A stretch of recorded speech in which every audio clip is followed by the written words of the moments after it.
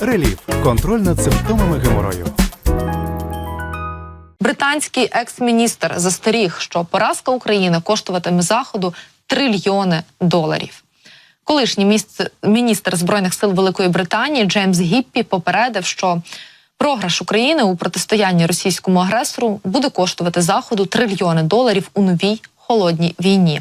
У своїй статті для The House Magazine Гіппі зазначив, що потрібно більше пакетів допомоги, подібних до тих, які оголосили минулого тижня, аби Україна виграла битву за безпеку в усьому європейсько-атлантичному регіоні. Я очікую, що завдяки цьому величезному притоку західної підтримки ми побачимо стабілізацію на фронті. І хоча бої будуть запеклими, я не очікую, що цього року на фронті будуть значні територіальні зміни.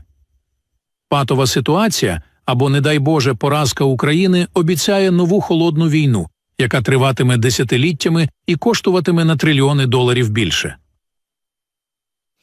Екс-міністр Збройних сил Британії вказав, що нещодавні пакети допомоги від США та, власне, Великої Британії не перехилять одразу ж чашу терезів у тому, щоб дозволило Україні перейти до наступу, який мав би принести швидку і повну перемогу. Ну і хоча конфлікт Росії з НАТО малоймовірний, Польщі та Литві вже зараз треба будувати укріплення та робити мінні поля на кордоні із Росією та Білоруссю. Таку заяву зробив уже екс-командувач сухопутних сил Польщі, генерал Вальдемар Скрипчак. Послухаємо. Досвід війни в Україні показує, що знання про те, як будувати укріплення, оборонні позиції, мінні поля, щоб зупинити ворога, знову актуальні. Я вважаю, що польські та литовські кордони з Росією треба зміцнювати, розміщувати ешелоновані мінні поля вже зараз, у мирний час, бо у воєнний час це робити може бути вже запізно. Ну і щодо Польщі. Тим часом польські фермери розблокували всі пункти пропуску на кордоні з Україною, але, так би мовити, є нюанс.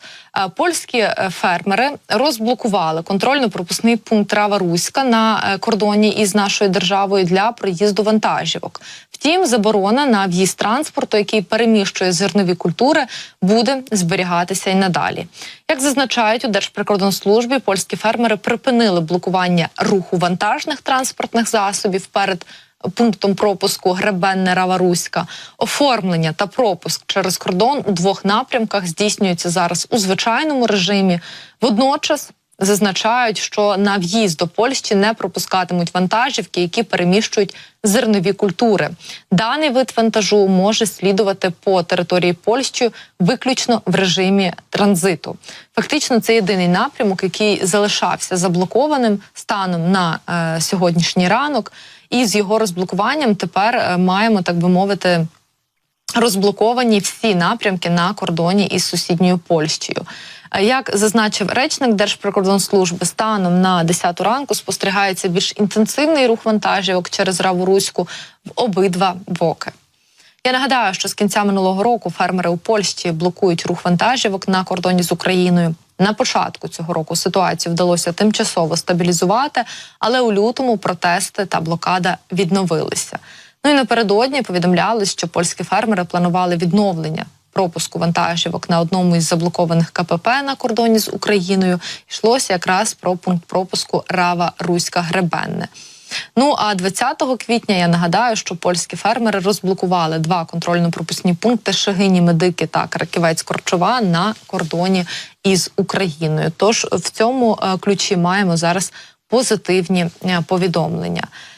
Далі будемо говорити про довгоочікувані західні винищувачі, власне, на отримання і появу яких в українському небі ми вже так давно чекаємо і стежимо уважно за усіма заявами, які лунають з цього приводу, бо вже неодноразово передача F-16 відкладалася.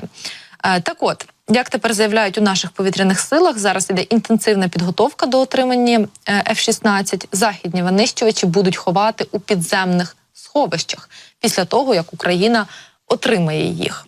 Сили оборони зможуть проводити різноманітні операції з відбиття повітряних ударів і завдання ураження по противнику. Але Для цього необхідно правильно підготувати місце їхнього базування, пояснив речник наших повітряних сил Ілля Євлаш. Він наголосив, що це буде розосереджене розташування на різних типах злітних смуг, де росіянам буде складно виявити українські літаки. Для цього, зокрема, буде застосовуватись різний набір методів, аби вводити окупантів в оману. Є низка напрацювань, як можна буде безпечно розмістити F-16 в Україні, щоб вони могли ефективно виконувати задачі та захищати наш повітряний простір. Це колосальні кошти, йдеться про підземні сховища, бункери. Тому зараз розробляються методи щодо того, як саме їх можна буде розміщати. Україна отримає, нагадаю, винищувачі F-16 від своїх союзників. Ми їх очікуємо вже фактично близько року. Авіаційну коаліцію, яка постачає Україні ці літаки, очолюють, нагадаю, Нідерланди та Данія. Окрім самих винищувачів, партнери також навчають українських пілотів та інженерів для їхнього обслуговування. Ну і в повітряних силах України вже повідомляли, що навчання пілотів наближається до завершення, а раніше Великобританія оголосила про завершення якраз підготовки українських пілотів на своїй території. Наступний етап навчання має проходити у Франції.